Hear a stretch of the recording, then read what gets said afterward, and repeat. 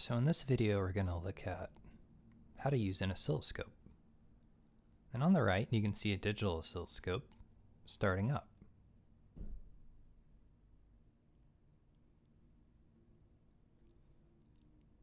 We're going to be connecting the oscilloscope to the 6-volt battery.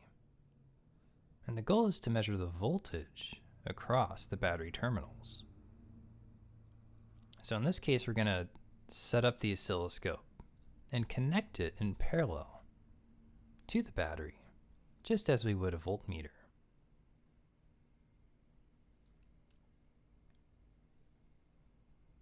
And you can see how we draw the oscilloscope in a circuit diagram. It's exactly how we would draw a voltmeter.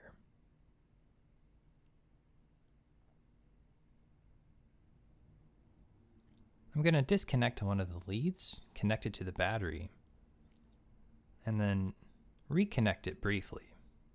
This simulates a voltage that's changing with time, and you can see on the oscilloscope display how the voltage is jumping up and down. And so zooming in on the oscilloscope, you can see there's a lot going on. To your left is the voltage versus time graph, and then on your right are a bunch of buttons which allow you to basically rescale the graph and make measurements. The horizontal axis, indicated in yellow, is time, and the vertical, indicated in red, is voltage. The battery is connected to channel 1, and that is what's going to be displayed on the graph, as indicated by the 1 button, which is turned on in this case. The moment the battery is not connected, and so the graph is showing 0 volts. But when the battery is connected, you can see it jump up. And that horizontal line is the voltage that's being measured in channel 1. In this case, it's the voltage across the battery. And you can see that the voltage is constant across time.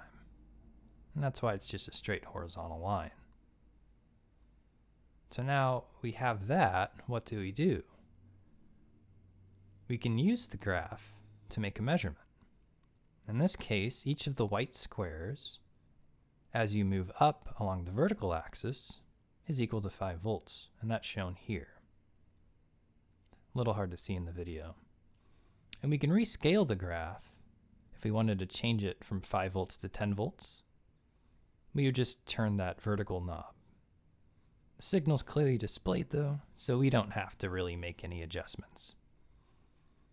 And so we see that moving up along the vertical axis, that it only takes about 1 division until we reach the measurement coming from the battery.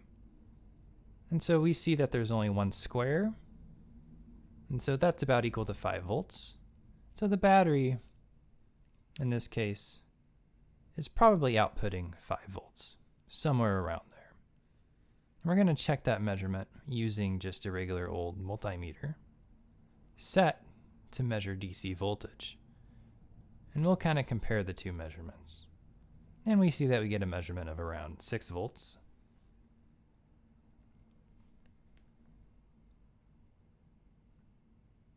And so that's pretty good.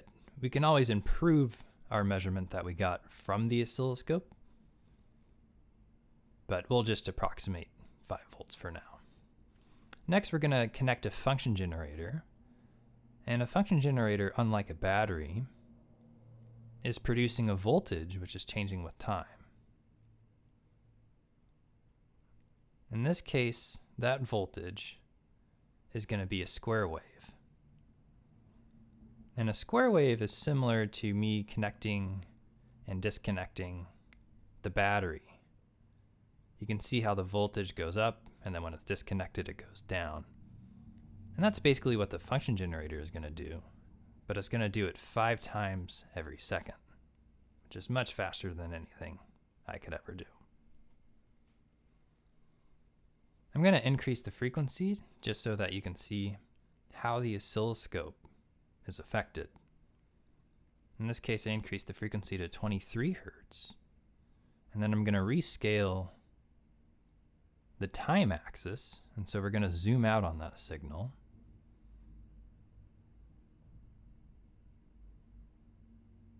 And we can see the oscillations of the square wave. Increasing the frequency even more, as expected, we see that there are more and more oscillations that are captured by the oscilloscope. Next, we're going to zoom in on the oscilloscope once again, and we're going to start this whole process over. And so right now, we're getting a really bad signal that's jumping up and down. So that usually indicates that we have to rescale, turn some knobs basically, so that we can make some measurements. The first knob that I try to turn, but I find that it's already set okay, is the vertical knob. But 5 volts per division is good. So the next knob I'm going to turn is the horizontal knob. And that allows us to rescale the time axis. And in this case, I'm going to rescale it to 20 milliseconds per division. So again, we're zooming out on the signal.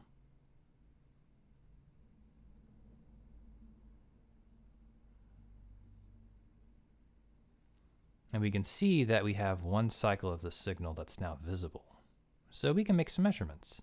In this case, we can determine what the amplitude is. And we can do that just by measuring the voltage in the vertical direction, just as we did before. Again, it's only about 1 box in the vertical direction. And that 1 box is equal to about 5 volts. Next, we're going to measure how long it takes the square wave to complete 1 cycle. And we're going to do that by counting the number of divisions along the horizontal axis over 1 cycle. And so we're going to start from the beginning of the cycle, which happens on the far left. And a white box is indicated.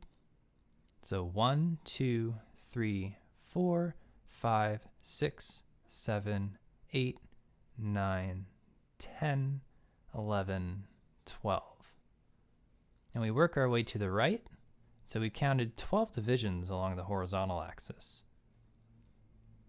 Each of those divisions is equal to 20 milliseconds. And so we take 20 milliseconds and we multiply it by 12, and we get 240 milliseconds. That's the time that it takes for the square wave to complete 1 cycle. We can now use that information to determine the frequency of the wave. The frequency is just how many cycles a second.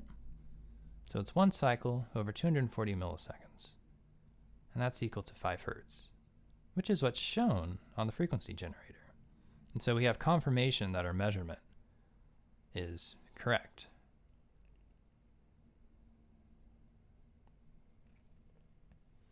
The frequency of the square wave is going to be increased, and this is done by turning the frequency knob on the function generator. And once again, you can see how there are more cycles or oscillations being shown on the oscilloscope display. Next, we're going to try to measure another quantity called peak-to-peak voltage.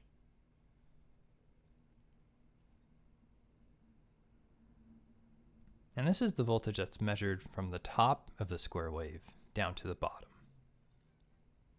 It's basically just the vertical distance they have to travel from the top of the wave down to the bottom. And so the total distance is given by counting how many divisions there are in the vertical direction. In this case, there are 2 divisions separating the top and the bottom peaks. Since each of those 2 divisions is equal to 5 volts, 5 times 2 is equal to 10 volts. So 10 volts would be the peak-to-peak voltage. And so there you have it. Those are some of the basics of how to use an oscilloscope. And you can basically think of the oscilloscope as nothing more than a fancy voltmeter. A voltmeter, as you used in the previous lab, gives you a numerical result. You connect it across a component, and it gives you a number. Oscilloscope, on the other hand, provides a graphical display, a voltage versus time graph. And in this case, whenever you're measuring a voltage which is changing with time, an oscilloscope is an instrument that you probably want to use, because then you can make measurements of frequency, amplitude, and other things which you can't get simply just by using a voltmeter. And so in a lot of applications, you'll find that the oscilloscope is a very useful tool, and especially going forward in some of the labs that you'll do later in the semester.